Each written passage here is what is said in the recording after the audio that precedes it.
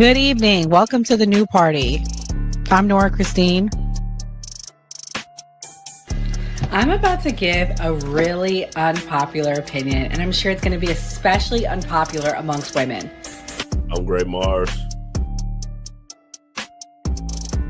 Break a record by being with 100 men in one day.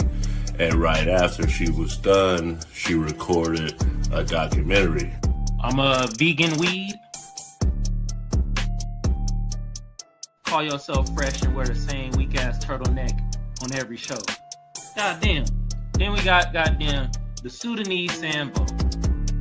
Bruh, man. And I'm Enzo. Bringing up in my lives is they're like, oh well, he's violating the Constitution by having a meme coin and him making money off it in office and everything like that. I was like, if that was the case, like, there would be lawsuits up the ass and impeachment inquiry. I'm skeptic. Like I always say, don't let anybody trample on your constitutional rights. I'm Mia. That's not a correct power dynamic in my mind. Typically, the people that are trying to be removed are not in control. That's why they're easily being removed.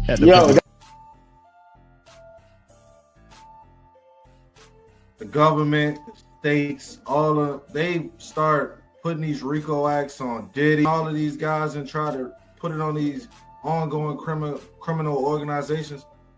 I ain't never seen the government put a RICO act on the KKK. Switch happened. Come on, man. You gotta acknowledge this. This is the problem that I have with elders like you, because you fail to acknowledge that this stuff has happened. If we sit there and be old school, we gonna miss the boat. You know, a lot of this kids 19 years old buying houses with Bitcoin, buying Maserati. Wow.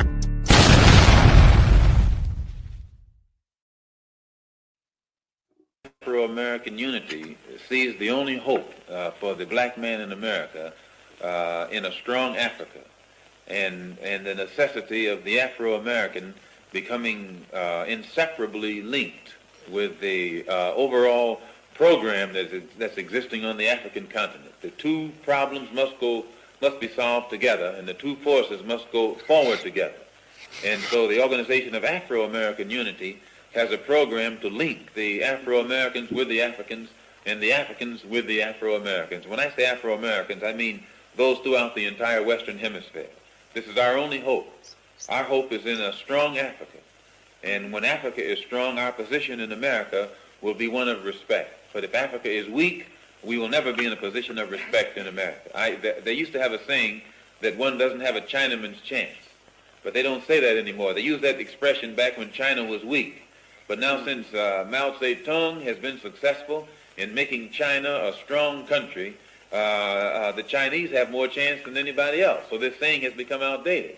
Well, just as it took a strong China to give a Chinese person respect wherever that Chinese person is found on this earth, when we get a strong Africa, the person of African origin or African ancestry will be respected any place on this earth, even in America. But he will not be respected in America until Africa is strong, just as the Chinaman wasn't respected abroad until China became strong. He was the leader who knew that. Disclaimer. The views and opinions expressed on this panel show are those of the individual speakers and do not necessarily reflect the views or positions of this channel, its affiliates, sponsors, or production team. This content is intended for informational and entertainment purposes only. Viewer discretion is advised. We encourage respectful dialogue and critical thinking around the topics discussed. Party. Why I like the new party? Number one, it's a group of people that's on a panel. We all have differences, but we all basically still come together at the end of the day. The new party for me is about unity. The new party for me is about educating people to the truth, letting people know what's been going on in our country. With that being said, shout out to the new party, man. We're going to keep it going with y'all.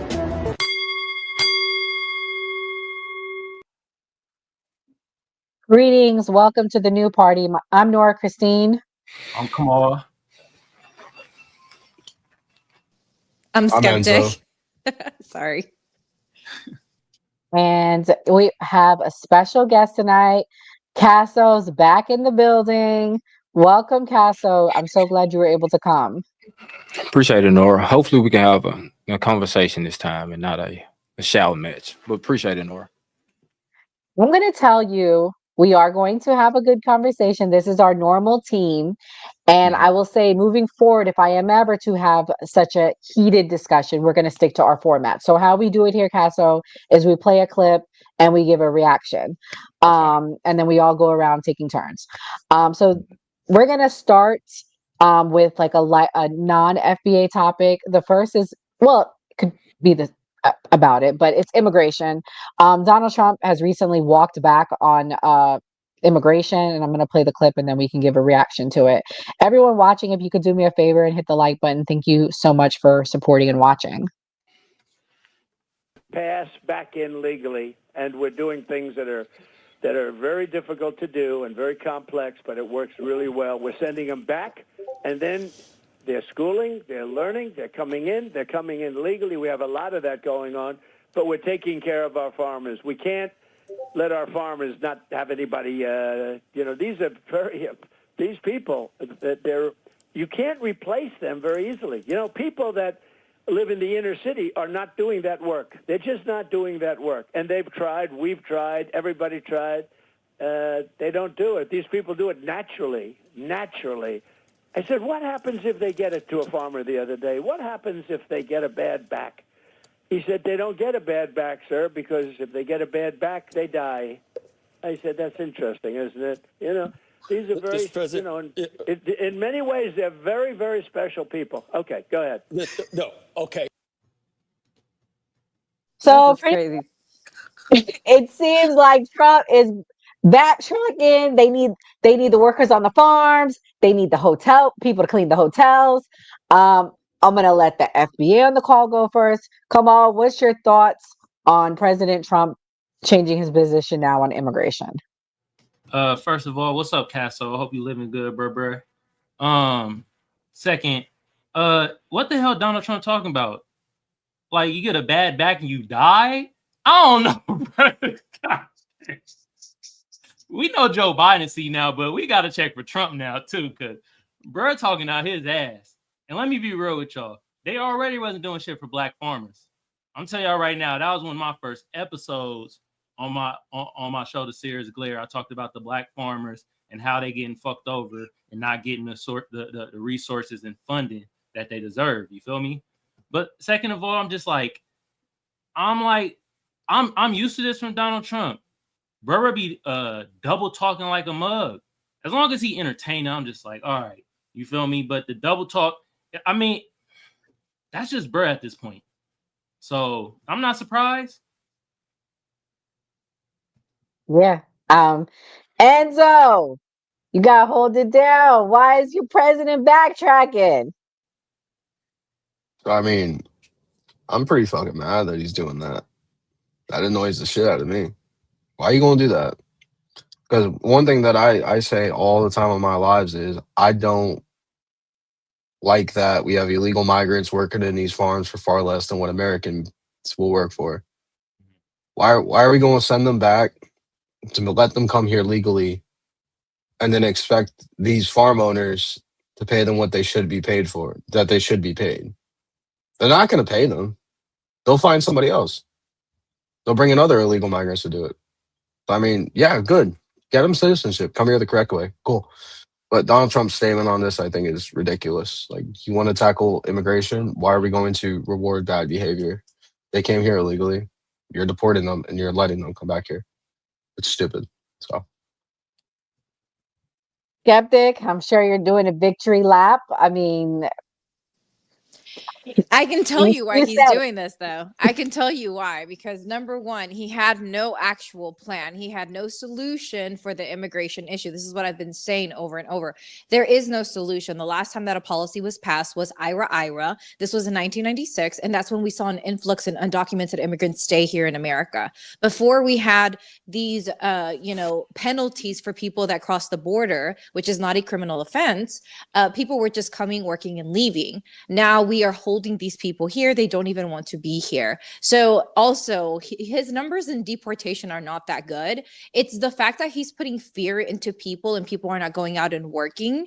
It's not really that he wanted to deport people. It's that he like talked and he said things and then he has to act on it. And he's talking this big game. And now immigrants are scared to go out. So they're just staying home. So we're seeing the economy have a negative effect on it. We're seeing jobs being lost. And we already had a labor shortage, which, you know, conservatives were saying were not real. Like, we don't really have a labor shortage. Well, guess what? It turns out that we did, and we do. So we're seeing the economic, you know, backlash from this. And so he has to go back on it because it's just the logical thing to do. Like, it just makes sense. Everything that they're doing is like propaganda, and none of it actually had an actual plan behind it. And now it's the moment of truth. And yes, he's going to go back on it. Casso, someone in the chat said it's not a good thing he made a mistake and he was open to correcting it. What's your thoughts on that? Well, I'll say this. In terms of his statement, I think it's important for people of color to pay attention to that statement. Before the previous election, division was sold amongst the Black and brown communities because the conservative ideology here in America were able to convince Black people that brown people were intruding on a space that belonged to us. They convinced them that they were coming for Black jobs. They convinced them that they were taking government benefits, if that's the way I can use it, taking government benefits from Black people, or preventing us from moving towards what we're rightfully owed. Now it's important for Black people to stand up and understand the brown people were removed or are being removed from the jobs that have been provided to them here in America. And nobody Black has jumped up to take those jobs. Nobody white has jumped up to take those jobs. I don't think qualified Black women in America are thinking about working hospitality jobs. I don't think Black men in America feel a way about the construction workers or agricultural workers that are brown here in America and have been removed from the country. So I think it's what's most important for us in this country, people of color, to pay attention to, is that they try to sow division between our two communities with certain statements. And if not anything, this should show us that whatever rhetoric has been out there, that the brown people are taking resources and jobs from Black people, this should show us that they're not. Because one thing about us, we're not lining up to get back out in the fields and work underneath the scorching sun here in America. That's Pastor. I can't disagree with anything you said. So I'll be real with you. But we were supposed to have Mr. Andre Williams. Andre, where you at? I don't know where he's at. Maybe he didn't want that smoke from Castle and Kamal. I don't know. I don't know what happened to bro. But we have a clip for him tonight. I labeled him the Black conservative, but he had this to say about Black conservatives, and we can react to it. I'm a Black man who happens to be conservative. I'm a Republican who happens to be Black. Actually, hold on, guys. I got a lot of these Black conservatives are not serious about change whatsoever. I'm a Black man who happens to be conservative. I'm a Republican who happens to be Black. My identity does not revolve around being conservative. It revolves around the ideas and the beliefs that I hold as an individual. Many of the people you see calling themselves Black conservatives are only that because it's trending. It's not because they have conservative values or the environment in which they grew up made them conservative. I grew up in Detroit. My environment made me conservative. I grew up in a conservative household here in Detroit, a Democratic stronghold. Most of these other people are suburban Black kids that got bullied as Black liberals and became conservative because of that. They are no different than the Black liberals they criticize. And they only exist to criticize Black liberals, nothing more. They don't live in the hood. They don't try to connect with it or try to make it better. They sit far away, just like the Black liberals they hate, and criticize it from there. None of these people want change. They just want to say that they're different and get paid for being different. That's it. So as I said before. So Casso, based on what he said, do you think there is a difference with him being a Black Republican and a Black conservative, or are they all in the same? Well, he stumbled into my TikTok live space, and he and I had a colorful conversation. I think they're all one and the same on the right now. I think the Republican Party, our grandparents' Republican Party, was fused with a hateful party here in America, the MAGA movement, and it overtook our grandparents' Republican Party here in America. I think the everyone who has aligned themselves with the right and with conservative ideology here in America has strong hate for another community of people or a separate community of people here in this country, whether it's the black people that are anti-brown, the brown people who are anti-black, or the white people in the conservative party who seem to hate everybody here in America. They're all they've all united under one ideology, and that ideology is who can you hate and how can we enforce our hatred on these groups of people through the Republican Party. So Oh, maybe he man. would. Now we know why he didn't come. Maybe the conversation on Well, TikTok he knew. You think he knew Casso was coming? We didn't Yeah. promote Casso. Hmm. When did you have this conversation with him, Casso? Did you say I'm about to be on with you Thursday night? No, I didn't. You scared him off. Skeptic let me know. I popped in because Skeptic invited me. Oh, okay, gotcha. Wait, but he showed up to your live, right, Casa? He did. That's He crazy. did. Is When that not was crazy? that though? Yeah. What was this is I didn't know important, that. Casso. Well, I mean, I was kind of rude. Well, I'm always rude on my live. If y'all follow me, y'all know. I just told him straight up, and we're talking about the guy from the clip, right? That Yeah. dude. Yeah, that was who was supposed to come. He came on He's our show supposed to before. come tonight. Right. Well, in so many words, I told him he was anti-black because he's an ugly black dude, and he has a hard time dealing with that. I told him that his white wife thinks that he's a catch. His wife but he's is not- white? Yeah, but his wife thinks that he's a catch, but he's not the Sarah- main no, catch. I think his wife is black, Yeah. Casso. If that's Wait, the guy, I think that's Joel. I think that's I'm talking Joel. about Joel. I'm talking Okay, about no, Joel. no. This is Oh another yeah. one. That didn't go well between me and Joel. Yeah. Okay, no, The this other is a guy, I different don't know. guy. I don't really know who y'all talking about. The other guy. Okay, you're not talking about Yeah. the same person. Yeah, it was gonna get crazy if I had to explain what I told Joel. But go ahead. Go ahead. Oh Lord. Okay. Well, all right. Well, he didn't come, so we're gonna move on to the next topics. I'll let more people react to the next clip. We're gonna get into the topics now. He didn't come, nevertheless. Well, I don't know if you guys saw, but there's been a big push for a boycott. I'm gonna play the clip and I'll have Kamal react first. I will not be a part of your stupid ass boycott. And y'all sound stupid as fuck. But if you want to boycott these bullshit ass beauty supplies that be fucking us over and treat us like shit, and we the only people that shop there, I'm all the fuck in. Or if you want to boycott white tees businesses, since most of these businesses exist because of our ancestors, I'm all down. But the Africans, it's a hard fucking no. And shame on all you colored people for allowing white tea to get your panties in the bunch and try to make us enemies. We have enough fucking problems with these goddamn white tees. We don't need no fucking problems with people who look just like us, stupid. And then half of y'all don't even fucking shop at the African shops anyway. So now you really look stupid. Monkey fucking see, monkey fucking do.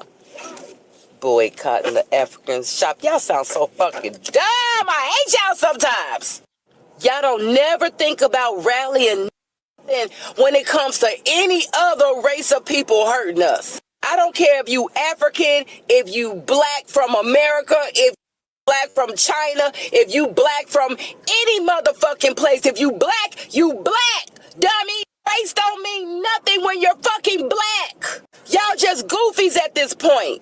Always trying to put us against each other. My goodness, y'all some silly ass race of people. As racist as it is on this app, y'all don't never boycott this fucking app. You have your happy ass on here dancing like a motherfucker. All right, Kamal. Tell us about the boycott. Do you support it? What's the reasons to support it? I'm gonna be honest, I ignored that shit.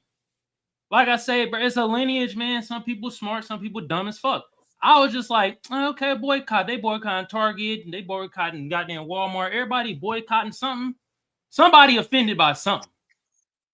That shit happen all the time. You feel me? So, hey, if they want to boycott the shit, let it be. You feel me? Long as nobody get harmed. That's how I feel. And hold on. Who in the chat? Hampton? You better shut your silly ass up talking about tethers. I ain't no damn tether. You better get the F out of here with that bull jive. I think. Oh yeah, there. Yeah, Hampton's talking about us. Yeah, Hampton could go eat a dick right now. You better shut his damn mouth. God damn. But yeah, that's how I felt about the boycott or whatever. It's just some things. I'm gonna be honest with y'all.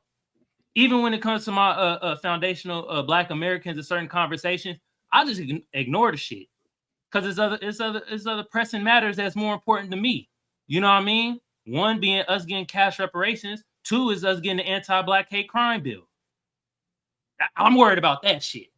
You feel me? And that shit, I ain't gonna lie, the boycott, the African braiders and stuff like that, that felt like women business. I ain't gonna lie. That felt like Black women business. I'm like, I don't go that shit anyway. Like, so that's just how I feel about the boycott and shit. So, hey, what can I say? I'm gonna play the next clip. I'm gonna have Skeptic and Enzo only answer because it's not particularly for this, but I'm gonna have Casso answer now. Casso, what's your thoughts on the boycotting?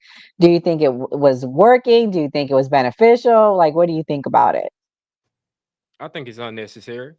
I mean, if we Black people in this country and FBA folks, my family from the Mississippi Delta on both sides of my family, so y'all can say the teller talk. I don't believe in most of what it is that FBA believe in.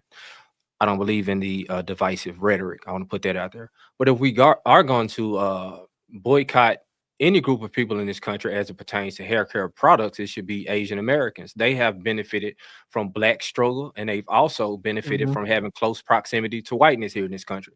The Asian American community ciphers tens, if not hundreds of millions of dollars from the Black community every year, and they don't give shit back to Black communities. They don't do back to school drives. They never came out and marched with Black people in this country. They've never did anything to show any sort of gratitude to the quality of life they've been able to build in this country on the backs of the Black community directly. Now, Asian Americans also benefited from the Black plight in terms of them being able to use affirmative actions to send their children to higher institutions of learning in this country.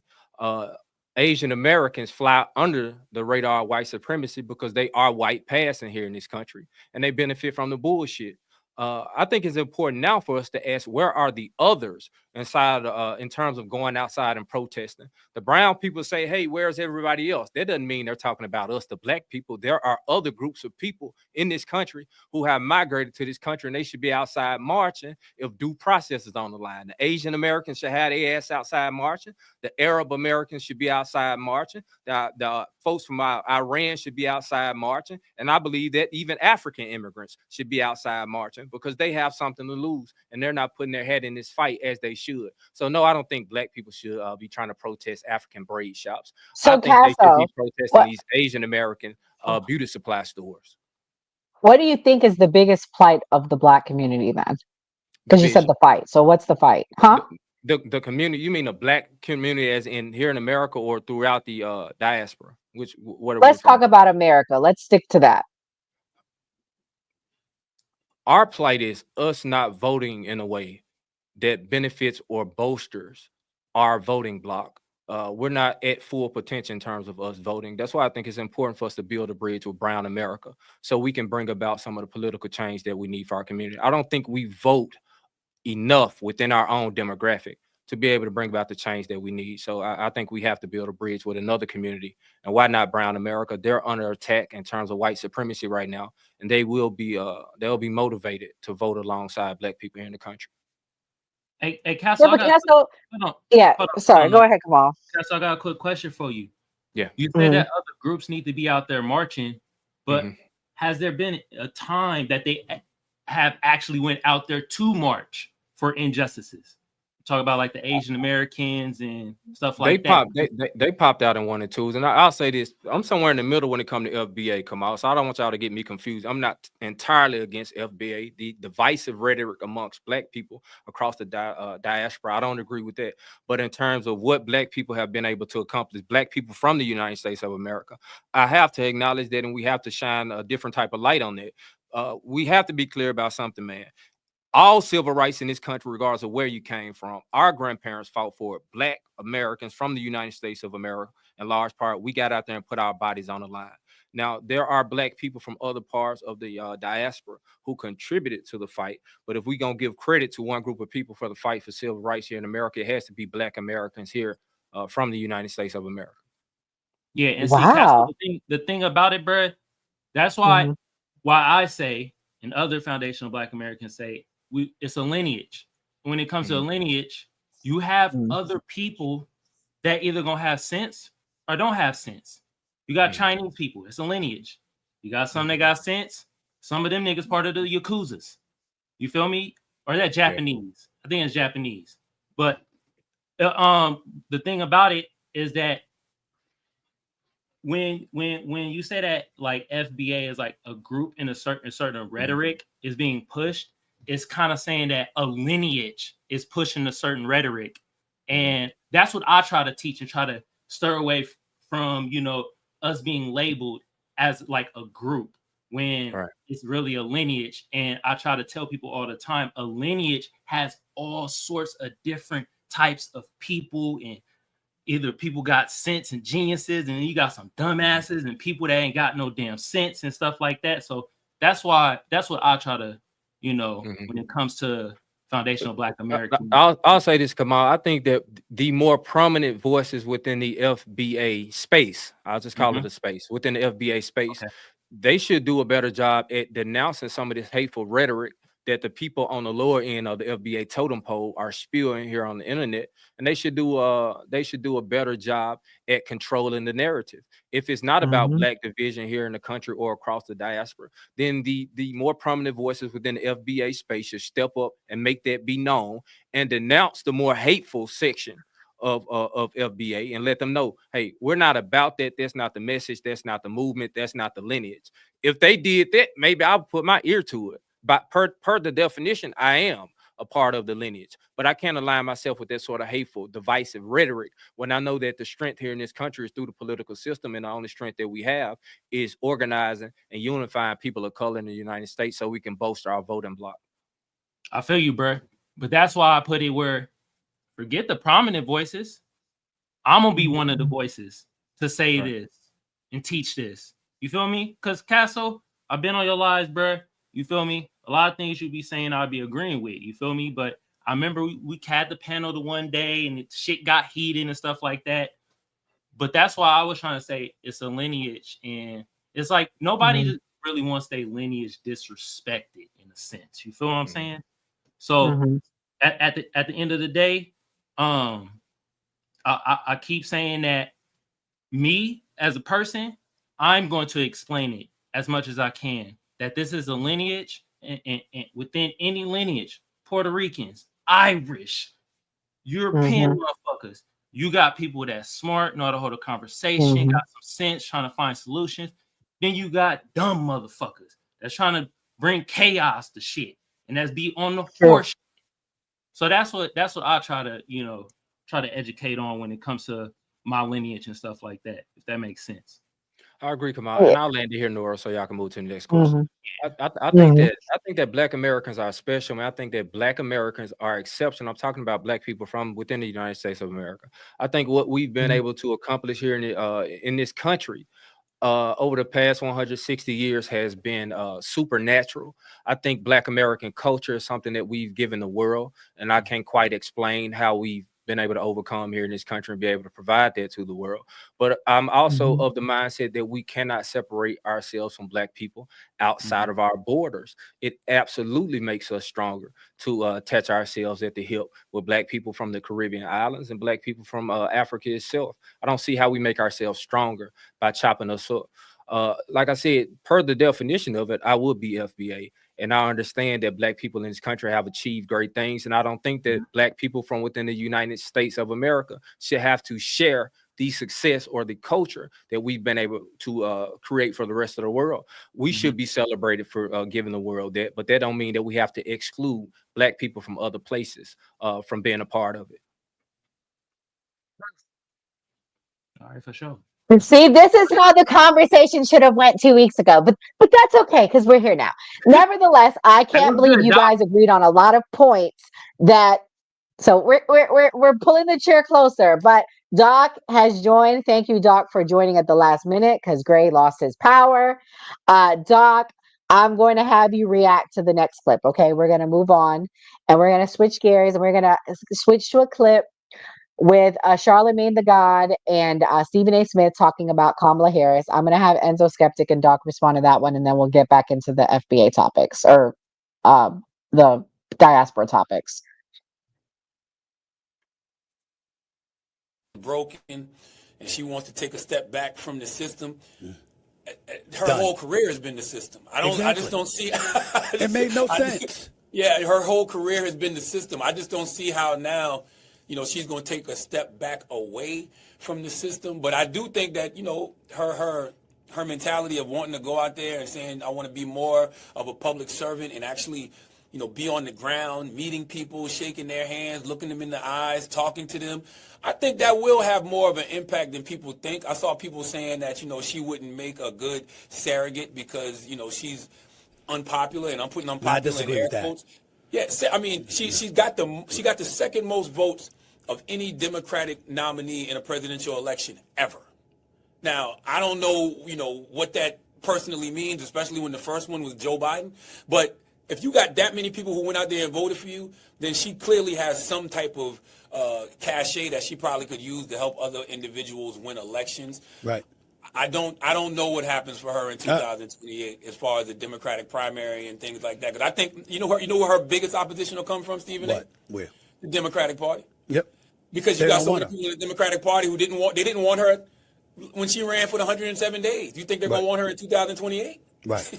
Which is the latest reason why I don't think she'd have a snowball's chance in hell of winning. I'm not saying that she couldn't be a surrogate, go out there and campaign, give speeches, assist, but she can't be the candidate. And now, again, we got to remind her she couldn't make it to Iowa in 2020, and in 2024 she bypassed the primaries. We all know that. In part, obviously, Joe Biden had everything to do with that because he didn't step away as early as he should have, and we get that part. But in the end, the popularity was a question mark. And just like she went on The View, and she said when Sonny Austin asked her, is there anything that you would do differently? And she said, no, I can't think of any. This was another example when they asked her the other day about her stepping away, and she's like, I want to step back from it. The system is broken.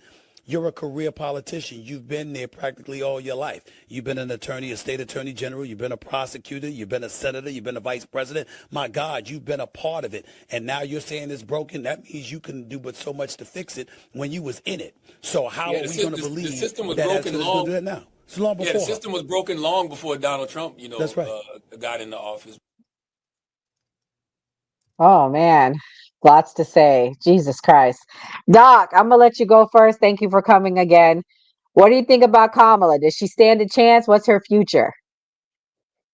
Nah, I don't think she stands a chance. I think it was always a question of her popularity. I think the fact that she got so many votes is just a testament to how split people are down the middle on staying their party line. People who are Democrats are voting Democrats, and people who are Republicans are voting Republicans. I think she'll have to go out there and show people in the Democratic Party why she's their best candidate. And I don't know that she's not their best candidate. I just don't think that that's been shown evident as far as her going up and beating those other candidates in a primary. So I think part of that probably actually might be intimidating her at the moment, knowing that she lost the election and people would come back and probably not believe in her as strongly. Donald Trump lost, but he has like a cult-like following who believes, like, you know what I mean, he could walk on water. So she doesn't have that same belief in her. So I think him coming back and winning isn't like a testament to anybody being able to do it. I think that was something he was unique at doing because of the following he's commanded. I don't think the Democratic Party can't win. I just don't know if she'll be the candidate. Yeah. Enzo, does she stand any chance? She doesn't stand a snowball chance in hell. There's no way. I'm just being real about it. We're talking about the same woman who didn't even capture 1% of the vote in 2020, had 100 days to prepare, and the only reason she got as many votes as she did is because it was Donald Trump. If it was anybody else, I guarantee the Republican numbers would have been higher. I'm just being completely blunt honest. She had no real plan. 6 out of her 10 campaign promises she ran on were ripped right out of Joe Biden's playbook from 2020 that he didn't accomplish. And the sad thing is, I say the Democratic Party failed her, that she didn't fail them. They threw her into the spotlight and said, True. figure it out. So maybe if she had more time to actually put a campaign together, I could see that. But after the failure of the 24 election and the continued failure of the Democratic Party as a whole, again, like I said the other night, how they're polling between anywhere, depends where you look, 8 to 30% as a party, not just a single person. I don't think the Democrats have any chance. And honestly, after what I've been seeing recently, coming from the Democratic Party, I wish Democratic Party just burns to the ground at this point and a new party forms. Being completely honest. Well, I do think we need more than two parties, but nevertheless, Skeptic, what's your thoughts? Do you think they're going to put her out again? You think she has a chance? Who do you think is going to be the front runner? I think that my main issue with like the conversations that Democrats have a lot of the time tend to be because we have a different of opinion. We have diversity of thought. And the thing that Republicans don't do, or MAGA, ultra conservatives, Republicans, the thing that they don't do is question things. They have a man that was never a district attorney, that was never the, what is it, general? What do you call that? Whatever general she was for California, the senator. This man was a reality TV star that was included in the E-Files, that was a billionaire playboy whose wife was nude on a magazine, and they made him president.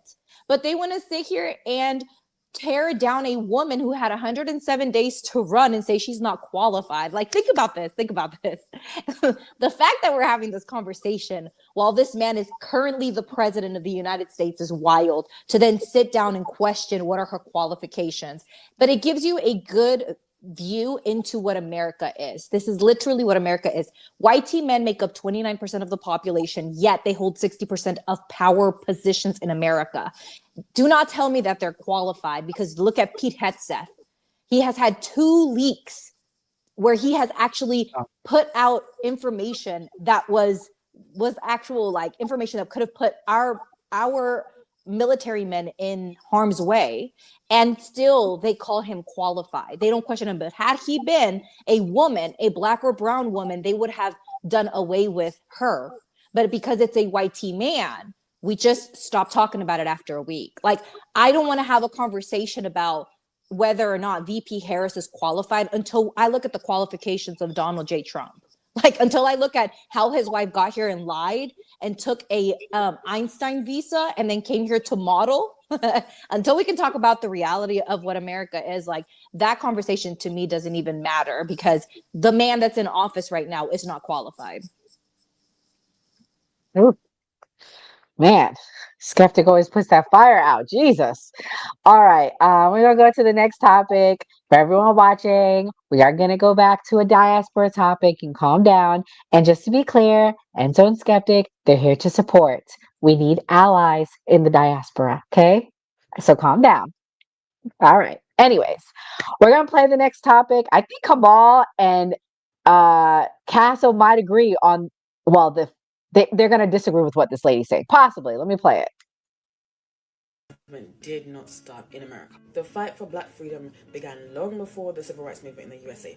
Even though they did do a lot, but it is important. I'm just going to list through some of the most important ones. So first, we start off with my country, Jamaica. Now, Jamaica actually influenced key figures in the American civil rights movement, such as Malcolm X. Now, if you know Malcolm X, he wanted Pan-Africanism, and it is said he was influenced by Marcus Garvey, who's actually from my area in Jamaica. And his ideology and his existence is long before Malcolm X. Malcolm X's father, Earl Little, was a very passionate follower of Marcus Garvey. And also his mother is Caribbean, and she also shared those views with him, Malcolm X. Now, long before slavery ended in Africa, they actually resisted the colonizer. So the Ashanti Empire, from Ghana, they resisted the British Empire. Emperor Menelik II of Ethiopia, he fought against the Italians because the Italians did try to colonize Ethiopia, and he won that in the battle of Adwa in 1896. Now later on, don't you forget me, I already talked about the Jamaican slave revolt. The Haitians are legendary, the Caribbeans are legendary in that. In Zimbabwe, my favorite, who actually achieved liberation with some consequences because of that. So their leader also believed in Pan-Africanism, and they took up arms in like the 1960s due to the white rule called Rhodesia, where there was 5% of whites settled a colony, and that colony was like, they were the minority, but then they controlled the land, the economy, things like that. So they took up arms, and now they got their independence. But then, you know, the leader then slightly became a dictator only because he started to give the land to his like friends and stuff like that, only because he owed them back. That is actually a long story which I want to go into as well. Then you had South Africa, which the apartheid system started in 1940s, way before, you know, like big main civil rights movements in America. In the UK, there was the British Black Panthers, and then there was Notting Hill riots, which was about, you know, racism as well, as there is a lot of racism inside, you know, UK, but it is hidden. Then you had in India, people were rebelling against the caste system, and it's called the Dalit movement, and this is from the 1920s onwards. In the UK, in 1919, there was also revolt, or like race riot against racial discrimination due to, you know, Caribbean soldiers, what they faced. You had in Senegal, they resisted French colonialism, like Blaise Diagne. Sorry man, I'm saying the name wrong. He fought for African rights before World War II. The author of Black Skin, White Mask was from Martinique, and he also was with like Algeria, and he also campaigned for political liberation. Now there is so many to go over. However, what this is trying to just show you is that there can't be any divide. Like, we're all one people, bro. We must all respect our individual traditions. For example, I am Jamaican. I like that I'm Jamaican. My ancestors, they were African. My national hero, Nanny of the Maroons, she's from West Africa. But we have made a culture of our own. But there's a little bit of xenophobia sometimes going on. There can't be, because we are all one people. Oh man, she said a whole lot. Kamal, you agree with her? What's your disagreements? Man, this be my fucking thing. Why don't you just teach the Jamaican revolts and shit without putting in the civil rights shit? Like, I just don't understand that. She could have taught all that and been like, look, this is what we did in Jamaica. We did this, you feel me? Hit a bomba clot in there, some shit like that, you feel me? Like, and you don't have it. It feels like she's saying we divisive, and then try to put, like, she's saying Malcolm X is from here, grandparents from here, and da-da-da. No, people see him as a foundational Black American. Can we stop the cap? Can we stop the cap? And it felt divisive. As soon as she said, yeah, the civil rights was cool and all, but look what we did back then over here in Jamaica. That's divisive. Why are you comparing? Just be like, look what we did over here, y'all. You feel me? We did this. And let's be real. Marcus Garvey didn't get shit popping until he came to the States. He went back to Jamaica and was like, man, fuck this. I'm moving to Europe. These motherfuckers don't want me here anyway. So that's the thing, is like, bro, just teach y'all history, right? And y'all revolts and shit, and stop trying to like overshadow what the fuck we did in the States as Black Americans. I don't get it. It's like, that's all. We wouldn't even be talking about this right now. She didn't say that little disclaimer. Like, yeah, the civil rights and all, that's what they did, but stuff was happening back then in Jamaica. I mean, in the States too, we was having slave revolts. Y'all think every slave was just laying down and doing nothing? No, we was whooping Whitey's ass. Get the hell out of here at that bull jive. That's just my only thing. That's where I felt it was divisive. Everything she was saying, you know what I mean? Except for the Malcolm X part, I'm just kind of like, oh, okay. You feel me? But all the other stuff where she was talking about, we had these revolts here, this person here did this in Jamaica, that's cool. You don't have to drag us in it to tell y'all history. That's just how I feel about it. Doc, what's your thoughts? Do you think what she said was divisive, or do you agree with what she said? Nah, I think what she said was divisive. And a part of the problem of it being divisive is just her view at trying to take it comes off as if she wants to take credit for the civil rights movement, and she wants to act like it started here. She's name dropping Marcus Garvey and slave revolts, like Nat Turner didn't go out here and fight for his freedom, and You know, it was guys who brought to America in chains in America.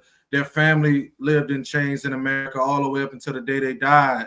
And they gave their life fighting for their freedom. And when you compare it, though I think all of it, you know, it's a good thing to see all black people fight for freedom. I mean, it's an amazing thing in every country to see black people all wanting to be free and fight for freedom. It's not always the same struggle. Like I don't completely understand and connect myself with the struggles of countries like Ghana when they were fighting for their freedom from the British and stuff like that. I just don't completely understand it because it's a different thing for me. Like, you know, I grew up in South Georgia, so I understand that. You know, my grandma used to look through the window and go to the back of the store to buy whatever it is she wanted to buy. I can understand that. That's something different for me. So it just comes off a divisive in that manner. Like she doesn't have to compare them. Casso, what's your thoughts? Well, I won't call it divisive. I'll say this: we can't write out accomplishments, and we can't write out contributions that Black people outside of the diaspora made to the Black American civil rights movement. We talk about Marcus Garvey, and we know that Garveyism impacted Dr. King. He said it himself; it impacted him. And we can talk about Malcolm X, but a man who people never seem to speak about, a Jamaican man, is Harry Belafonte. Harry Belafonte was one of the most substantial financial backers of the American civil rights movement, and nothing in this country moves without money. You need the money, and that was Harry Belafonte. Not only was Barry Belafonte a prominent part of fundraising for the American civil rights movement, he did wonders for the image of Black Americans on the world stage. You got to understand that these movements came about during a time in which people looked at Black American men as being savage-like, as being brute figures, as being tap dancing, monkey-looking entertainers. And for us to have a man like Harry Belafonte out front, it shows some sort of Black prominence. It showed the world Black excellence, and it showed the world Black prestige. And we can't write men like that out of Black American history. Harry Belafonte was a critical part of Black American history, and he was a man of Jamaican heritage. And we have to acknowledge that, and we have to praise him for what his contributions meant to the Black American civil rights movement. Hey, Casso, though, this my thing. The Jamaicans should be telling us that when we be having these. I do. Hold on. I do. I've told Kelly this. I told Kelly this because when Kelly told me, I love Kelly, but she's like, oh, well, they're not Black. They're not Black. I'm like, well, Harry Belafonte, he contributed to the civil rights struggle. And so that's why this is what my biggest issue with the whole FBA rhetoric sometimes, Kamal, is the fact that not you, Kamal, not you, but sometimes there are people that say we don't help. They don't help. They fled their country. They did this. But Harry Belafonte wasn't looking back and helping Jamaica. He was helping stuff here. And he was one of the biggest ones. And he went through a lot. And so I do say it. I do talk about it.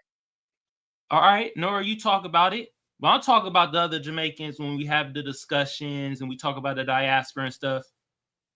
I don't hear that shit at all. I don't hear Casso actually talked about it. I don't hear people from Jamaican heritage when we start talking about. They bring up Marcus Garvey and Malcolm X every time. Oh, I bring up Harry Belafonte. You can ask Kelly. I bring him up. I'm very proud of him. You know why I'm proud of him? He didn't do it. He didn't have to go like breaking down doors and attacking white people. Like for me, I understand that some white people have done a lot of bad things. I'm not saying that, but we need allies in this fight. And I keep saying that. And also with the whole fight for reparations, I'm going to keep saying it. You guys need allies. And I understand. But you want to know something? I think the most divisive voices are the loudest. And that's the problem. Do you get what I'm saying? Like, yeah, you're saying we don't do it, but we do talk about it. But you hearing about Marcus Garvey and them because they're the divisive ones in the movement. Harry Belafonte was about unity. He was not about divisiveness. He was about working with all people of everywhere to get ahead. And also about money. He was about giving money.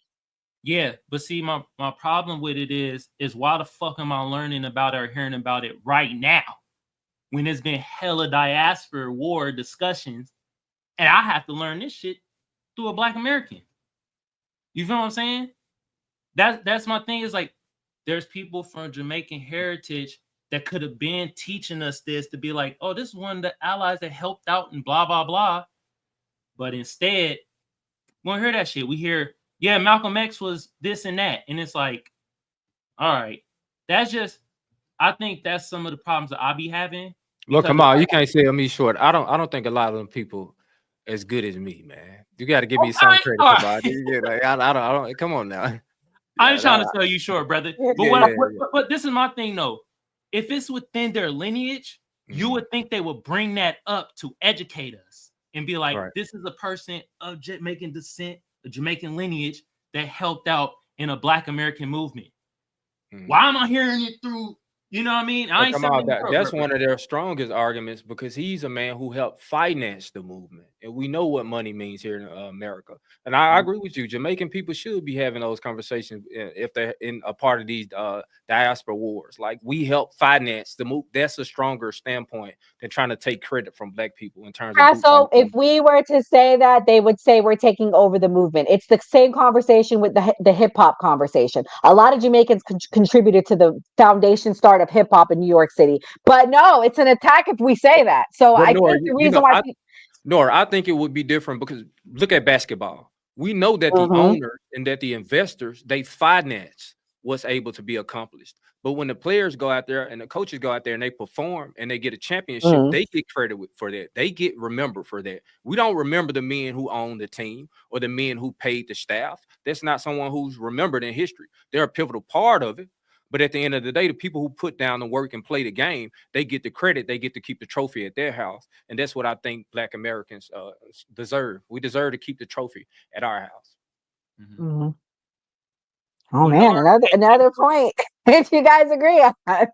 Hey, but Nora, keep doing that though. You feel me? Keep. I mean, but King said it. I don't talk. You know why I don't talk? I don't like drama. I don't like divisiveness. I don't like negativity because I know what was taught at my household. All that divisiveness was not taught to. You get what I'm saying? But I'm not going to discredit when you guys are saying that you guys have had those experiences. You feel what I'm saying? So, yeah. But I will remind people. In fact, I'm going to do a TikTok about Harry Belafonte. How about that? We'll talk about it.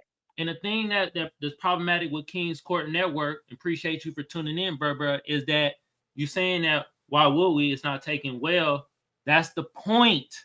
You're supposed to have these tough conversations. That's the whole point. Okay? Oh, no, come on. Sometimes they go a little bit too tough. Who cares about who take it? Because one person might take it not well, but then you got another person that be like, damn, that information actually helping me out, construct, my mindset on certain things. So that'd be the thing, man. We can't be shying away from like conversations and learning shit and gaining knowledge to help us out as a goddamn people. You feel me? So that's just how I feel about it. You know what I mean? Yeah, but all right, we're gonna switch to the next topic. I gotta call some people to the front. I feel like this is a play on the FBA lineage argument. I'm gonna play the clip and I'll give my reaction. I'll let you guys speak, and I'm gonna probably be on your side with this. Kamal, we probably will feel the same way. I'm gonna play the clip. Gabonese citizen, mama. Hold on. Mama. Let me get my passport. Oh. Yeah. Cadence, did you become an African citizen today? Gabonese citizen. Show me the boomerang, what it looks like. Wow. The whole family. Whole family. Oh, yes. Africans. Ladies and gentlemen. History in Africa, and we could see more people of African descent do the same. The R&B singer from Georgia in America has become a citizen in Benin, a small country in West Africa. It's because of the country's new law that grants citizenship to descendants of enslaved people during the transatlantic slave trade. In the early 1500s, millions of African people were forcibly taken from their homes by traders from European nations and the USA to work as slaves across the US, Brazil, and the Caribbean. For centuries, many of the descendants who live in America have not visited what's often affectionately held as the homeland, Africa. But now African governments want to change this, including Ghana, Sierra Leone, Liberia, and Gambia. They've all promoted schemes to open the doors. All you need is a DNA test to prove it. That's what Sierra did. So, could this historic moment become more commonplace for many in the African and Caribbean diaspora? This is the only one I'm gonna comment on because I really don't like this. And this is gonna be where y'all gonna be shocked with what I'm about to say. I think this is a play for white supremacists to get rid of foundational Black people. Go back to Africa. Here you go back. I don't support it. I don't think you guys should go back and get any citizenship because this is your country. Why would you go there? For what? Number one. Number two, listening to that clip, the way they say it happened when the slave ships were brought here, it was like, I'm sorry, this is not the history. It was like white people went and took them from their homes. That's not the case. When you learn the real history, people were sold. They were either at war and they would take the people and then sell them or trade them for whatever. And so I don't even like the story. You get what I'm saying in the clip on how they're promoting it. But that's just me. Kamal, I'll let you go first. Man, if y'all notice, it's always fucking celebrities. Yeah. It's either athlete, a celebrity that get granted these damn citizenship. No, I want to see somebody that's like, you feel me, that I ain't never seen in my goddamn life. That ain't a celebrity that has enough money to get a damn citizenship. And I want to see that. Also, and the same thing, it's like, all right, the citizenship shit is all cool, but fuck that. We trying to get to economics, man. What business can we do over there? Like, that's what I want to know. I don't give a rat's ass. Ciara got a goddamn citizenship, or any other celebrity that's getting citizenships and stuff. What type of business they doing over there with them that can help us out if we do business with the people over there? God damn. It feel like some symbolic gesture ass shit, to be honest. And I'm tired of that symbolic shit. No, okay, yeah, Ludacris, you feel me? You got a citizenship, cool. You know, Ciara, citizenship and benign, cool. What business y'all doing over there? What shit? What stuff is y'all doing over there that can help us out economically? Or tell us the pitfalls of shit that's happening over there. Because let's be real, some bad business is probably going over there too. You feel what I'm saying? So the symbolic shit, I don't want to see none of that. They've been doing that for a minute, trying to celebrities and all types of shit. That shit's an insult. I don't know about y'all, but that's an insult to me and my lineage that y'all think we the like-minded as celebrities and artists and fucking athletes and stuff. That's just an insult. We're not just like-minded that you're gonna just go do because Ciara went over there. You're gonna go jump and go do it to go want to be like them, like keep up with them. Yeah. That shit is bullshit, man. Doc, you gonna go get your citizenship? Nah, I probably wouldn't go get my citizenship. That's what they want to do. That's amazing. I mean, you got the money, go and do it. That's great. I am a very proud American. I fought for America. I bled for America. My brothers died for America. If you go to North Korea and you get kidnapped, you ain't gonna tell nobody you a citizen of Ghana. Mm-hmm. You ain't gonna tell nobody Sierra Leone gave you dual citizenship. If you go anywhere in this world and you have a problem and you in another country, the best thing you can do is pull out an American passport and tell them you are from America. And that's just a fact. Anywhere you go in this world, the best thing you can do is tell them you're from America. You know, so I won't be going to get it. I probably couldn't afford it. Yeah, how much y'all think that shit costs? Like $100K? Nah, they probably get it to them off the love. It's gonna cost you. They get into them on the love. Yeah. Yeah, right. Yeah, on love. Castle, what's your thoughts? You wanting to get your citizenship? Oh, you muted, You're bro. muted, dear. All right, I'm back. I agree with it. I would do it. I think it's a fantastic idea. Why wouldn't we familiarize ourselves with Africans more, being Black Americans? I'll say this. I don't think that white people in America will ever give Black people reparations. Not ever. I don't think that Democrats will ever give us reparations. And I don't think that Republicans will ever give us reparations. I think that if we do receive any sort of reparations, it'll come from Africa. And we have history to support that and show us that in 1996, Libya tried to send $1 billion to Black Americans, and they tried to send it to Farrakhan so they could make sure that it got to the Black Americans. So when I hear FBA make statements like Africans are disconnected from us and they've never tried to do anything for us, you guys can look it up yourself. Libya tried to send $1 billion to Black Americans. I understand that Africans are going to run the future of the world will fall into the hands of the Africans, and they'll run the financial system in the entire world. I want to share this with you guys. The average age of white people in America is 45 years old. The average age of Hispanic Americans is 29 years old. Average age of Black Americans is 34 years old. The average age of Africans is 18 years old. So if everybody stopped having babies right now, Africans will have the entire world to themselves for 12 years. The writing is on the wall. Once they remove imperialism from Africa and African leaders take control or regain control of resources in Africa, they're going to bring about the Bank of Africa and all of these other nations, Europe, Asia, America as well. They're going to have to go to Africa and play on fair terms. At that point, the African people will be able to ask these European leaders and American leaders, how are you treating Black people in your country? If you want to do this trade deal with us, we need to know how you're treating our people over there. And if they can do that, then the whole pendulum swings in favor of Black people in the world. Nobody else tried to give Black Americans reparations for anything. Libya tried to send $1 billion to Black Americans, and the federal government denied it. So the writing is on the wall. Africans are willing to give us what white American leaders are not willing to give us. And we need to have a conversation with them, and we need to move ourselves closer to Africans. Hey, Casso, what's stopping Libya right now from doing, and when was that they tried to get? They attempted in 1996. This Libya is not the Libya of 1996 under Gaddafi's leadership. This is the entirely different Libya. Entirely different. He's telling the truth. I just looked it up. Okay. What's stopping America from taking it? From taking what? Anything.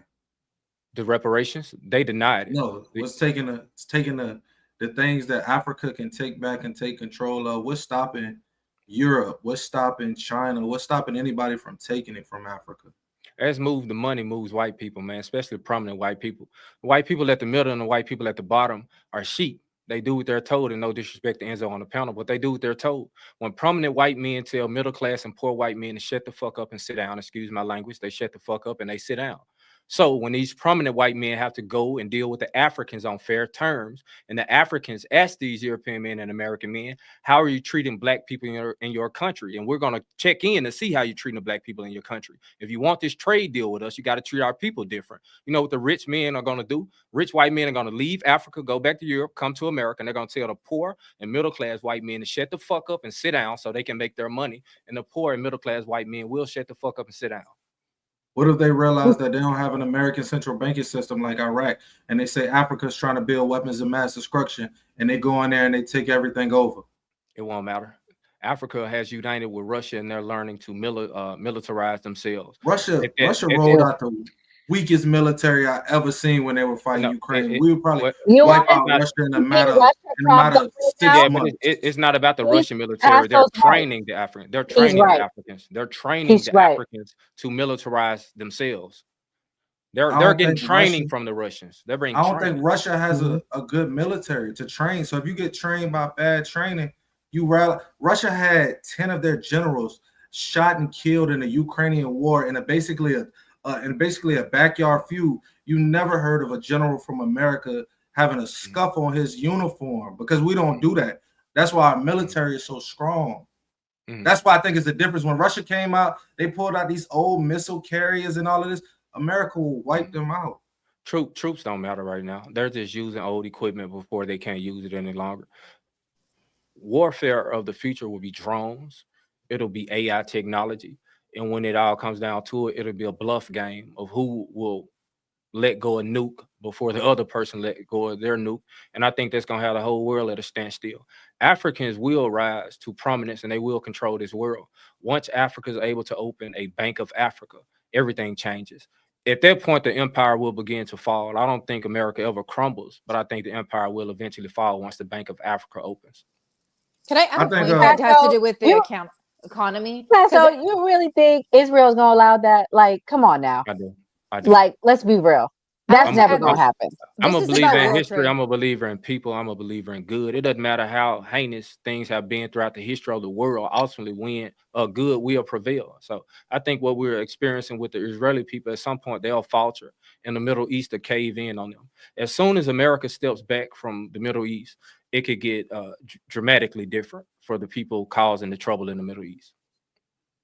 I wanted to make this point to what Casa was saying, because when you look at world trade and you look at the way that world trade has basically been ran by the US, that has been basically like, bullied everyone into trading in a certain way, which is literally what this president is doing. You're seeing the uprise of BRICS. And Africa is one of the countries, Brazil is one of the countries, Russia is one of the countries, China is one of the countries that is in BRICS. And BRICS is not trading unilaterally, the way that the US has been doing. The US has this imperial way of isolating you if they don't like the politics that you're doing, the way they did to Cuba. Like, who says that it is your right to say you cannot trade with this country because we don't agree with their political system, the way that they're running, their politics? Like, that is what the US has done. And you see this uprise of BRICS. And Africa is part of BRICS. Brazil is part of BRICS.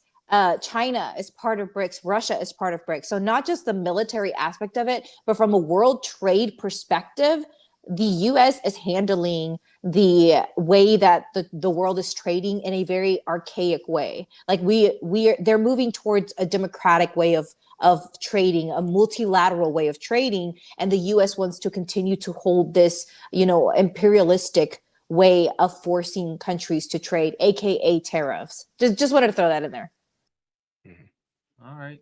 Enzo, we talked about like world trade things. What's your thoughts on it? I'm not trying to have you talk on the diaspora things, but what do you think about Africa being the world power and Russia helping? I would like to see Africa rise up, actually, to be honest with you, and actually be like a world power. The world powers, as in Africa as a whole, all the African countries. I will say that. Russia helping them, I don't really see Russia helping much. I'm going to agree with Doc again with the military and everything like that. You're getting training from Russia. No, you're better off China training you. I will say that, and probably better economically too with China. So why do you think that, Enzo? Why do you think that? If I could ask you that, why do you think that Russia's not? Which one? Us trying to discredit the might of the Russian military. We have to be clear about something. Russia saved the world in World War II, not the United States, especially not I'm aware, not in the European conflict. The Red Army is what took Agreed. Europe. Yeah. America arrived to Europe late, and they raced the Red Army to Berlin to plant the flag. If history reminds us properly, the American conflict took place in the Pacific theater, down in the Pacific Islands. So we didn't do much in terms of the European conflict. That was all done by the Russian army and the Red Army. Had the Russian army not been betrayed by German leaders, and they had continued to be aligned with Germany, the world would be entirely different now. And I don't think most of us would be free, honestly. No, I agree with you on the aspect of World War II. Yeah, America didn't do shit in the European front whatsoever. I will agree with that. When it comes down to modern day Russia and the Russian Federation now, I look at the country militarily based off of everything that they have now. Either is stolen off of American technology and it's half as best as what America has. For example, the Su-57 Felon is a knockoff version of the F-22. The Tu-160 is a knockoff version of the B-1, and it's heads and shoulders. The Americans are way better than what they have all at the end of the day. When it comes down to the Russian conflict with Ukraine, they're still using Soviet era as well as World War II era technology to fight that war when that war first started. Yeah, they weren't sending their best out there. They're sending their Spetsnaz operatives with the best technology they had. They were sending conscripts with body armor with cardboard in it. Because it's not because they don't have the technology, it's they have it in such small quantities. And this is Russia's MO. The only reason the Germans didn't push into Moscow in the 40s is because Russia had the manpower and they just threw bodies at the front line, and that's what held up the Germans in the winter and why they froze. Is Right. because they just had the manpower. Germany had the technology, Russia had the manpower. That's the And so only can thing we Russia has on anybody is manpower. can we bring it back a bit? The training, they're being trained by the Russian military. They have forged a new economic alliance with China, and that's going to protect them on the money side of things. There's a trade deal in place between China and every country in Africa. They can import goods from Africa to China with a 0% tariff. So America's not going to come knocking at the door of the African nations the way they would have done in the past, because at the end of the day, we depend on China for our economy to thrive and continue to move forward. So now the Africans are being smart. They went and aligned themselves with the country that has the economic ability to collapse America if they chose to, not only through the trade deals that we have in place, but through the bonds that the Chinese people hold as well. They could call in bonds in the middle of the night and collapse the American economy if they wanted to do that to Chinese people. So I think the African leaders have played this fantastic. They get the military training, and then they get the economic support from the Chinese people. And all Americans can do is sit back and watch as China grows and prospers. I mean, Africa grows and prospers. So you're teaching me something right now. I didn't know about the China side of it with Africa whatsoever. That's something I completely just heard just now. Did not know that. So thank you for even sharing that with me. First off, if that's the case, then yeah, I mean I could see actually something working with there. And yet China is our biggest downfall. China pulls away from us, we're screwed, and China's screwed for a little bit too. We import, I think it's what, $300 billion worth of product a year from China. Pretty sure. Yeah, that would collapse the United States economy. But then again, it would collapse the Chinese economy at the same time too. So it's a double-edged sword at the end of the day. It's going to hurt worse for us 100%, but it's going to hurt China in the long run too. Right. Yeah. Hey, Casso, should the African people really trust doing business with China like that? Since they are, they should trust them, because they're not giving up anything. It's different than when the Dutch and when the French and when America came into Africa, because they wanted control of the resources. The Chinese and the Russians are there in a partnership capacity, and they can be kicked out at any time. We've seen African nations throwing out Chinese contractors who broke the rules or are breaking the rules. I think they're in Africa on different terms, the Chinese and the Russians. So Can I add? Oh, my bad. Sorry. So have you seen clips of that? Because I've seen clips where I've seen Asian men in Africa beating the fuck out of Africans right now and stealing their land and buying their land and stuff like that. So have you seen clips of the flip side? But I mean, I agree, Kamala. I've seen some of those clips as well, but we have to understand that there were Chinese companies operating in Africa under imperial rule, and those aren't the same Chinese companies that a lot of these African countries like Burkina Faso are choosing to use. So a lot of the Chinese folk that are being kicked out of Africa, they are part of the old guard as well. So you'll see that a lot of French military got kicked out of the sub-Sahara region, if I'm not mistaken. But also with them, a lot of Chinese contractors got kicked out as well because they were a part of their faction. Okay. And then I had another question for you, brother. So the climate that we in now, especially with like the whole Pan-African thing and things in that nature, and you said that we have a better chance of getting reparations from an African like nation, you feel me? What country as of now or in the near future would you think would give us Black Americans cash reparations in the climate that we're living in now? Honestly, come on, I don't know a specific nation. I would definitely pay attention to African nations that are offering Black Americans dual citizenship and free dual citizenship. Those are the nations that you want to go to and have a conversation when Africa rise to what I know Africa will ultimately become. We should start with the countries that in Africa that are offering us dual citizenship. Okay, and you consider yourself a Pan-Africanist, right? No, I'm not. I don't believe in Black separatism at all. I don't want to go too far with what I believe on this panel, but I don't believe Black people should divide themselves. I don't think that we can be genetically eradicated. I think that it better suits us to be in close proximity to who we view as being our enemy, because ultimately we can brown them out of existence and they won't have boots on the ground if and when a race war presents itself. Okay, so you're not a Pan-Africanist. Doc, you're not a Pan-Africanist either, right? Nah. Oh, we're gonna have to change the title then, because this shit. I'm keeping it last because if Gray was here, he would have been a pan. He calls himself a Pan-African. Yeah, Gray is a Pan-Africanist. Okay, damn. Why does Gray always miss out? Like it's always the Well, he took the heat on a panel recently. did. I do have another question then for Castle then, and appreciate you answering these questions, bro. So you said that we have no chance of getting any type of reparations from the United States. I don't think the Republican Party will ever entertain it. And I think the Democratic Party, and I'm a Democrat, but I think the Democratic Party will keep trying to pass this let's do a study for reparations bullshit that they've been pulling. The writing is on the wall. Libya tried to send Black Americans $1 billion, and that was in 1996. And then that's one nation. Now, what if all African nations came together and tried to send Black Americans $52 billion? How would that look in 2025?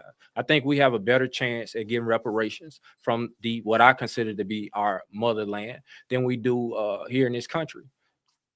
Could we get it from, like, try to fight to get from both, though? Because I feel it's going to be, because you're making it where we should look at the African nations that sold us into captivity, right? But I feel like it might be some pushback, because now we're talking about them fronting the bill instead of the United States government, right? So shouldn't we fight both battles, like chew gum and walk at the same time, or should we just completely just fuck the United States government?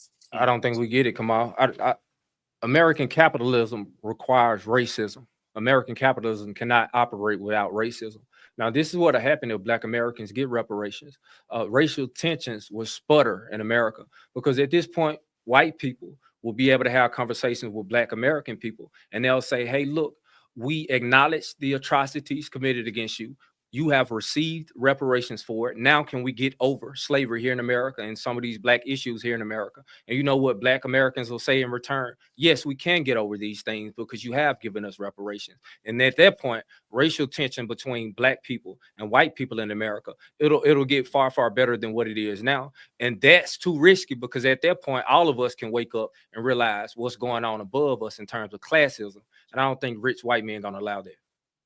So do you think that Castle, wait. I don't agree with that. I feel like if foundational Black people got reparations in this country, I think not all whites, Enzo, I'm sorry you're here, I have to say it. I'm not white, you know this. Some would rise up and be so mad. I don't think it would get better. I think it would get worse.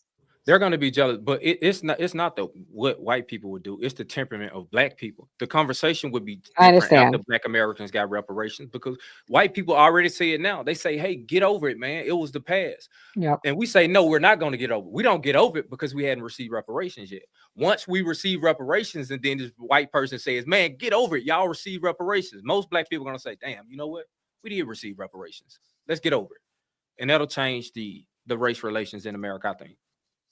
I think also, like, the temperament will be changed, because also, like, we're seeing other groups get fucking reparations, like, and that's been thrown in our face, and it's kind of a slap in the fucking face, especially when we keep saying the economy ain't shit. You feel me? It's like, we would have boosted the economy if we got cash reparations, because the money will stay in America. I don't give a fuck if we buy Popeye chicken and Cadillacs like they assume we gonna buy, but we know for sure. I agree. I agree, Kamal. I think we should be paid in cash. If we receive land from the U.S. government, they're going to give us wasteland. They would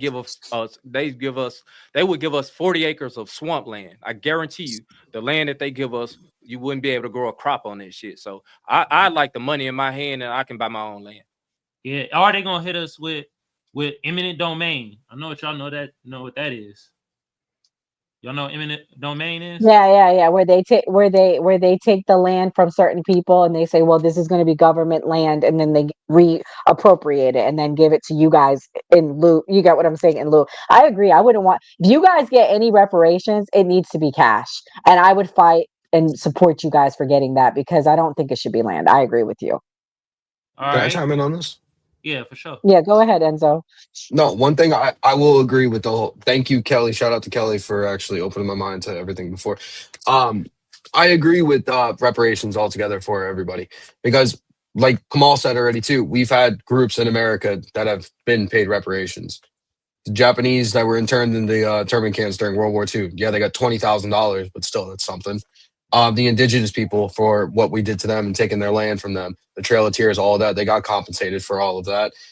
Even Holocaust survivors, come on.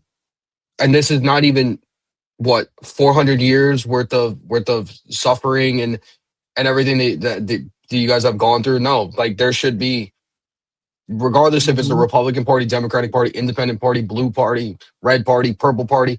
No, there should be reparations paid. 100%. I will agree with that all day long, and I will fight for that and say that myself. I don't agree with that.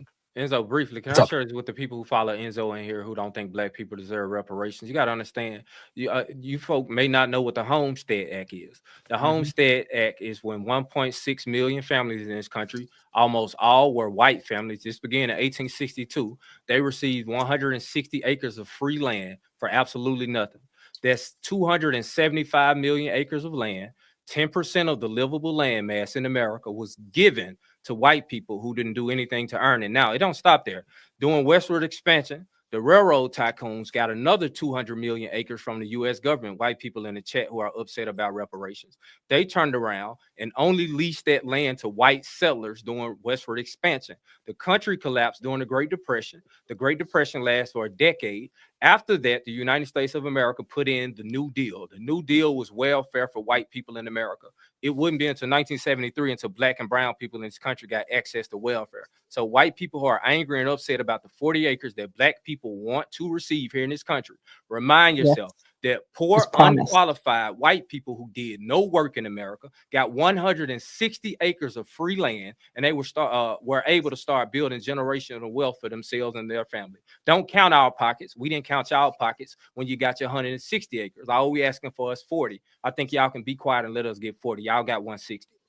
For real. And wait, I want to say something real quick. For those of you that were in the chat and saying, I don't know why Enzo's here, I don't know why this person's here. This is why Enzo's here. We need people to hear these conversations. Delana, you should stay. Maybe you'll learn something, because Enzo was not for reparations before he joined our podcast. He learned within time. We've had the tough conversations, and this is the first I'm hearing that he's changed his position. This was not planned in any way, shape, or form. So this is why we need people like Enzo and everyone. And I don't agree that we don't need allies, because I do think the fight for reparations is going to come from people uniting and pushing for it. That's my opinion. We don't have to agree, but you can go, Kamal. Yeah, hey, Delana, any of y'all people, right? No, I don't know who she is. You can say whatever you want. Okay, Delana, let me give you a scenario, right? Like, you know, we worked, was on the fields, did the work, you feel me, and shit like that. We were supposed to get paid for the work. It was promised in the goddamn Constitution, all that shit. And it was under us as freedmen, right? That's like, we want our money. We want our shit. That's like the same when you get on your knees and you get to work with a certain thing. Don't you want your fucking money after you done? After you brush your teeth and wipe your face and all that, Delana?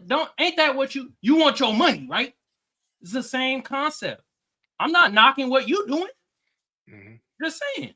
You're right, Kamal. I mean, if y'all got white people, respectfully, if you're going to stand against black people receiving reparations or free land in America, then you have to justify the U.S. government giving poor white people 160 acres of free land coming out of the antebellum period, a time in which black people did all of the work here in this country.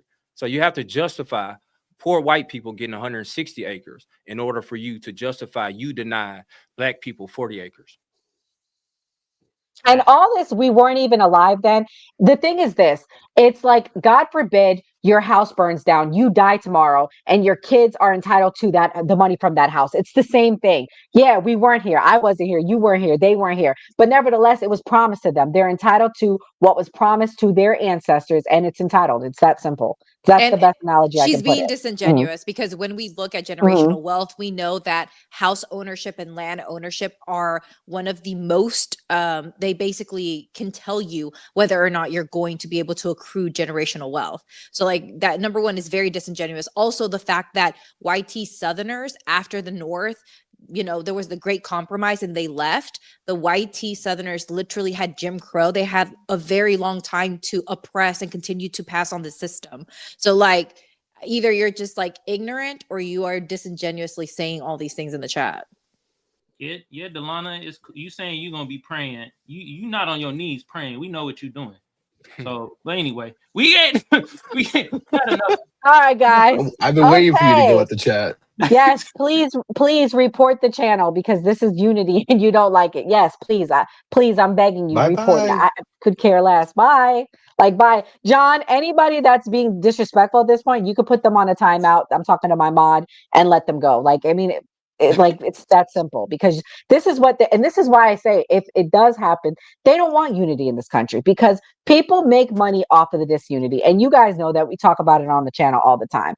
But nevertheless, we're going to start with closing thoughts. This was a good conversation, the best one I think we've ever had on this. I really appreciate the team and what we did tonight. I'm going to let Doc go first. He was our guest. He's normally on the Man Cave show on Monday and Wednesday. Oh man, good discussion. Good topics tonight. Appreciate Casso coming. It's always good to see everybody. Everybody have a great weekend. We need to work on a lot more unity. That was a good discussion. Great night. Thank you, Doc, for stepping in when our co-founder had power issues. Casso, I am so glad we brought you back. This was really respectful, and I think I will start supporting your lives because I learned a lot from you tonight. Let everybody know where they can find you and your closing thoughts. Sorry. It's gonna be different on my live. It's gonna be different on my live, but you could come listen. But it's Casso Speak, guys, on YouTube and on TikTok as well. I hadn't posted a YouTube video yet, but I'll post one soon. I think it's important for us as Black people to understand that it better suits us to align ourselves with people who look like us, because this is how we're judged and graded here in America. It's skin first, and then they can get into our language, and then they can get into our individual cultures. But we have to come together if we want to bolster our voting bloc and bring about any true political change here in this country. It's going to require all people of color, specifically Black people, coming together and uniting and being on one page at least once in history. Appreciate it, Nora. Thank you for coming. And I'm going to have Enzo go next. Enzo, what's your closing thoughts? And thank you for coming. Yep, thank you guys for having me. It was a great episode, like I always say. Casso, thank you for coming on. Great conversation. I was glad to be a part of this and actually sit back and just learn for once, really, and not really have any opinions on anything. Other than that, everybody have a great weekend.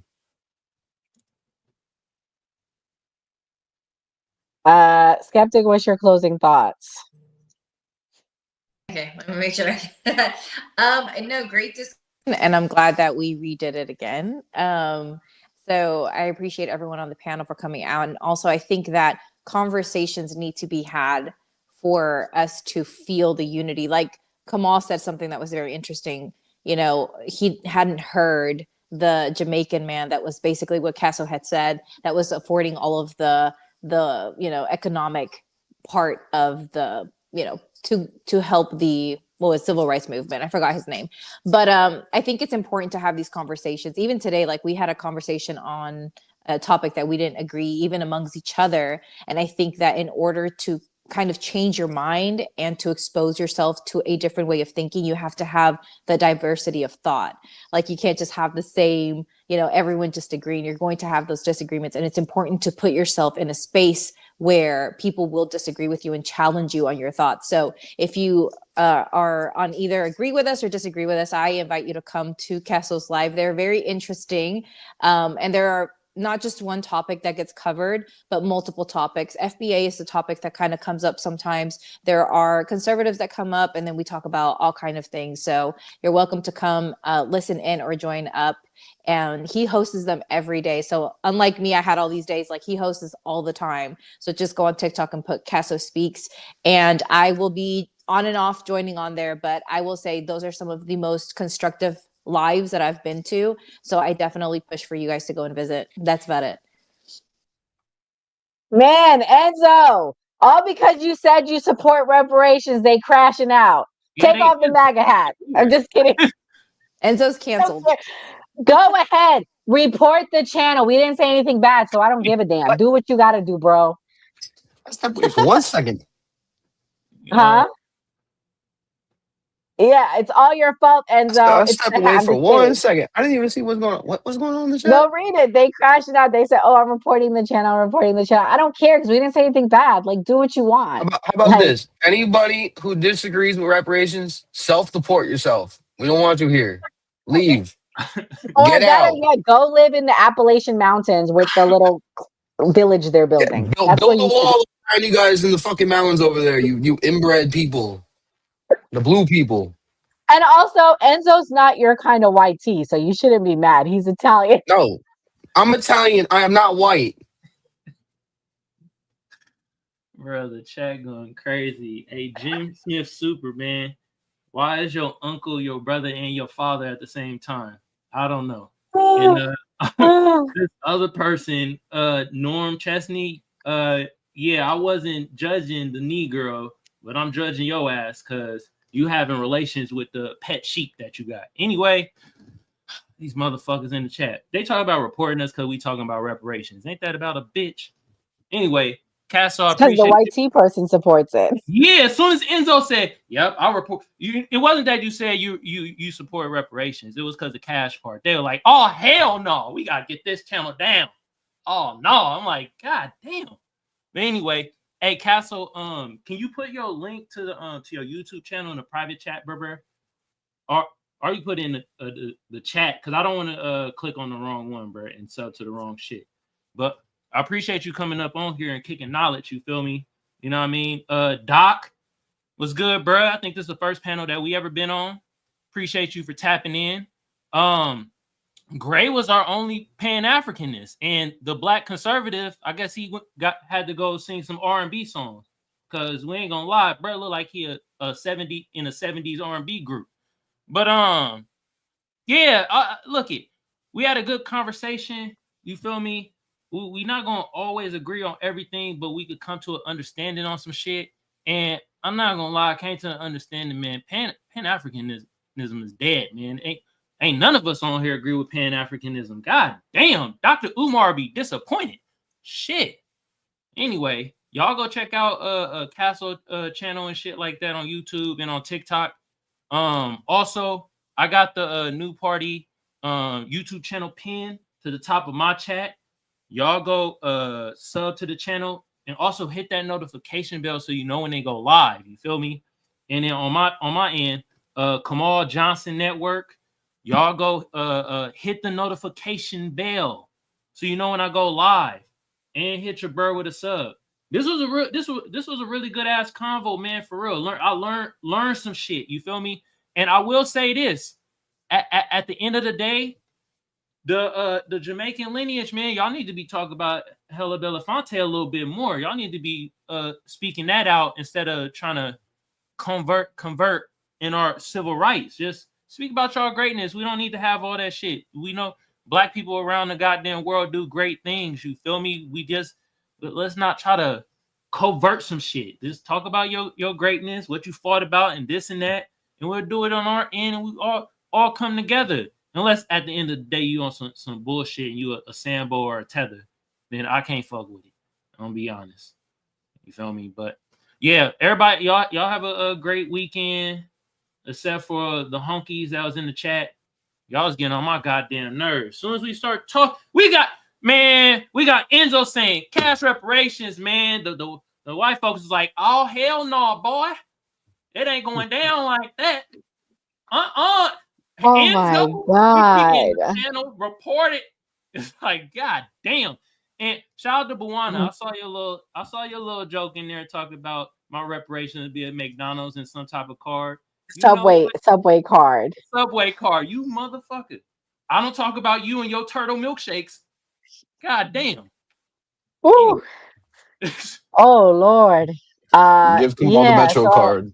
No, I appreciate the Jesus conversation Christ. again. I genuinely appreciate the conversation. I'm glad we got to have a conversation come out. It got kind of out of hand last time, and I think it's more productive for us to actually get some points out than scream over each other. So I appreciate the conversation. Yeah, no doubt, bro. For real. And hey, dead ass, bro, put some shit on YouTube, bro, because real talk, I'm more of a person that watch YouTube and TikTok. Me Sometimes too. TikTok get a little too hectic and just the platform sometimes. I'm like, it just kind of be all over the place. So when you agree. put shit on YouTube, bro, I'm gonna watch some of your shit, bro. You should start just making videos of you talking by yourself, Casso. Like not with the TikTok, like just you by yourself. Yeah, I might. I only been on TikTok about 5 months now. And Skeptic really got me into the TikTok live thing. I was doing it, then I started co-hosting with Skeptic. It kind of like it's starting to take off a little bit. So I'll be on YouTube soon. It just makes sense. So Yeah, but I want you by yourself. Like I want you by yourself because you by yourself, I think you shine by yourself, not with all the noise from everyone else. Right. I agree. All right, guys. So don't judge a book by its cover. We have more in common than we have difference. All you in the chat saying you're going to report us, I don't give a damn. I'm all about unity. I'm not a grifter. I'm not doing this to grift. I'm not doing this to divide. I'm doing this to show that America has more in common than different. Shout out to the New Party team. We show that it is possible to have a productive conversation and be different. God bless. Good night and keep it safe.